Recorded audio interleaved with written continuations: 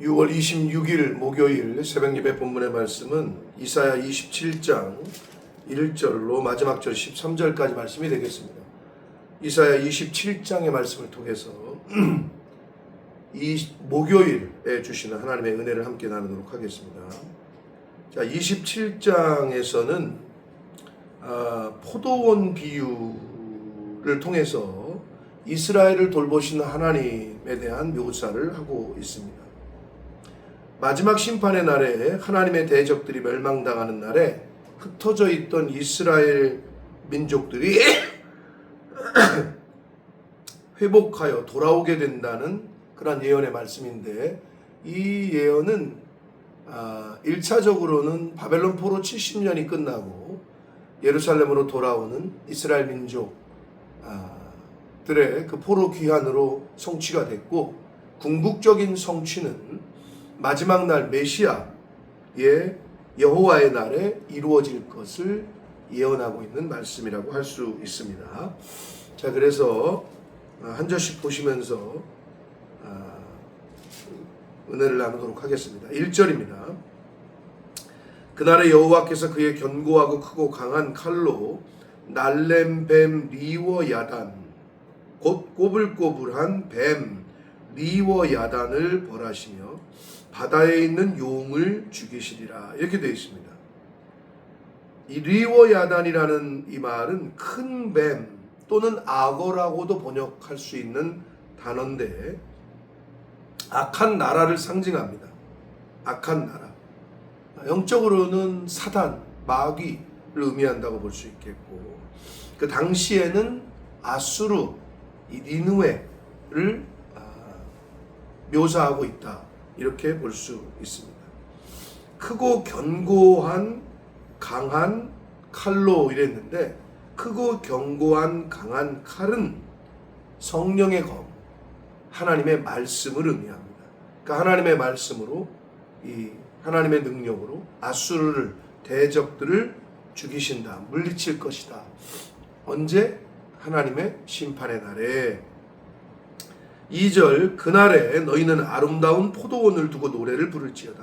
이 아름다운 포도원은 이스라엘, 그리고 신약의 오늘날의 교회를 상징한다고 볼 수 있습니다. 그래서 3절 보시면 나 여호와는 포도원 지기가 되며, 포도원이 이스라엘이라면, 포도원이 교회 공동체라면 하나님께서 포도원 지기가 되어주신다. 때때로 물을 주며 밤낮으로 간수하여 아무든지 이를 해치지 못하게 할 것이다.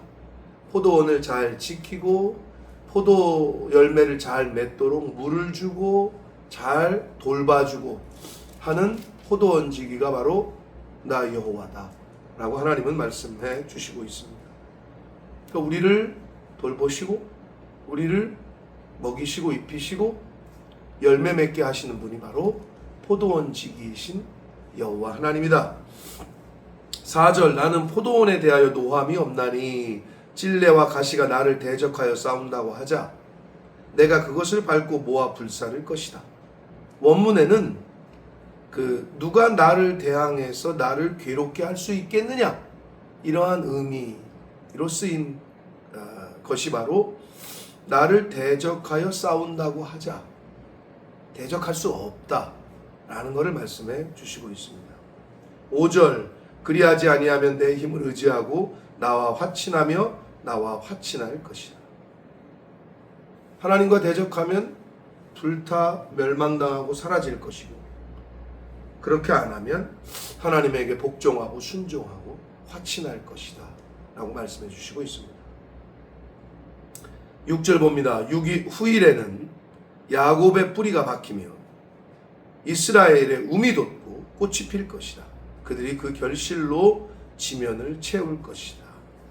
즉 야곱 이스라엘은 오늘날의 신약시대의 교회를 의미하고, 오늘날의 영적인 이스라엘 백성들, 하나님을 믿는 자들, 남은 자들을 의미한다고 볼 수 있습니다. 그래서 하나님의 심판의 때에 그 믿는 자들이 뿌리를 내리고 꽃이 필 것이다, 열매를 맺을 것이다 라고 말씀해 주시고 있습니다. 7절 봅니다. 주께서 그 백성을 치셨던들 그 백성을 친 자들을 치신과 같았겠느냐. 하나님의 백성을 이스라엘을 징계를 하셔도 이스라엘이 아닌 이방인들을 징계하시는 것과 같겠느냐. 그럴 수 없다는 거죠. 백성이 죽임을 당하였던들 백성을 죽인 자가 죽임을 당함과 같았겠느냐. 다르다는 거죠. 주께서 백성을 적당하게 견책하사 견책을 하시고 징계를 하셔도 적당하게 하신다는 거예요. 왜? 하나님의 백성들에 대한 견책과 징계는 뭐가 목적이에요? 멸망이 아니라 회복과 다시 돌아오게 함을, 치유가 목적이기 때문에 그렇습니다. 쫓아내실 때에 동풍 부는 날에 폭풍으로 그들을 옮기셨느니라. 팔레스타인 그 당시 그 지방에서 동쪽에서 불어오는 뜨거운 바람, 모래바람, 사막에서 불어오는 바람을 의미합니다. 9절 야곱은 이스라엘 민족을 의미합니다. 불의가 속함을 얻으며 그의 죄 없이함을 받을 결과는 이로 말미암나니 곧 그가 제단의 모든 돌을 부서진 횃돌 같게 하며 아세라와 태양상이 다시 서지 못하게 함에 있는 것이다. 그러니까 우상 숭배하는 것을 다 버리고 우상을 다 타파하고 하나님께로 돌아오는 것. 근데 이거는 이스라엘이 불의가 속함을 얻고 죄 없이 함을 받는다. 그렇게 하기 위해서 그러한 시간을 주신 게 바로 바벨론 포로 70년이다 라고 보시면 됩니다. 그 시간을 통해서 하나님이 요시야 왕의 종교 개혁을 통해서 우상을 타파하고 다시 하나님께로 돌아오게 하는 하셨던 그 말씀을 9절에서 말씀해 주시고 있는 겁니다. 10절, 11절은 이방 백성, 이방 민족에 대한 그 징계를 말씀하시는데 이방 민족들, 악한 사람들로 대변되는 그들에게 내려질 심판에 대한 말씀인데 대저 견고한 성읍은 적막하고 견고한 성읍은 이방의 힘센 나라들, 악한 사람들이 그 성읍이 견고했거든요. 그 당시에 적막하고 거처가 황무하고 버림받아 광야와 같은즉 광야와 같게 되고 버림받게 되고 송아지가 거기에서 먹고 거기에 누우며 그 나뭇가지를 먹어 없이 하리라. 사람 살던 곳이 아니라 견고하고 튼튼한 성읍이었었는데 사람 사는 곳이 안 되고 이제는 짐승들의 거처가 될 것이다. 11절 가지가 마르면 꺾이나니 여인들이 와서 그것을 불사를 것이다 라고 말씀합니다. 그러니까 이방 나라들에게 내려질 심판을 묘사하고 있습니다. 백성이 지각이 없으므로 그랬어요. 이거는 이방 백성들을 의미합니다. 이방 나라의 백성들이 지각이 없으므로 그들을 지으시니 하나님을 섬기지 못하고 하나님을 긍휼히 여기지 아니하고 불쌍히 여기지 아니하시며 하나님이 그들을 이방 백성을 그들을 지으시니 그러니까 하나님은 이스라엘도 지으셨지만 이방 모든 백성 모든 영혼을 지으신 창조주시잖아요. 그 창조주가 그 이방 백성들 하나님을 섬기지 않는 백성들을 불쌍히 여기지 아니하고 그들을 조성하시니 그들의 창조주가 은혜를 그들에게 베풀지 않는다 라고 말씀해 주시고 있습니다. 12절 너희 이스라엘 자손들아 그날에 여호와의 심판의 날에 여호와께서 창이라는 하수에서부터 애굽 시내까지 과실을 떠는 것 같이 너희를 하나하나 모으실 것이다. 마지막 날에 나팔 불 때 신약에 보면 신약 성경에 보면 나팔 불 때 하나님을 믿는 자들이 휴거를 당하고 무덤에서 일어나고 사방 곳곳 열방에서부터 그 소리를 듣고 모인다 하는 것처럼 너희를 하나하나 모으실 거라는 거예요. 하나님의 백성들을 하나도 남김없이 버림없이 나오자 없이 다 모으신다.